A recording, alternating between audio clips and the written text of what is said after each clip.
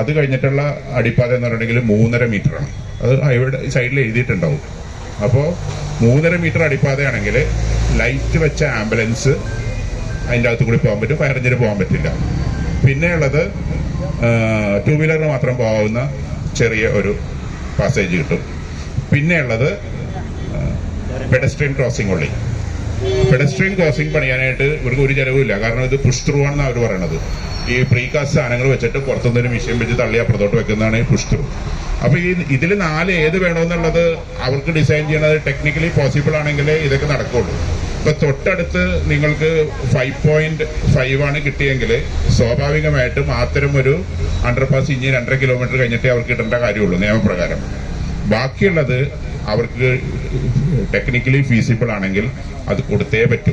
അത് കൊടുത്തേ പറ്റൂ എന്ന് പറയണമെങ്കിൽ അതേ സമാന രീതിയിൽ പല സ്ഥലത്തും കൊടുത്തതിന്റെ തെളിവുകൾ ഈ NHAയുടെ ഓഫീസിൽ നിന്ന് തന്നെ നിങ്ങൾക്ക് കിട്ടും.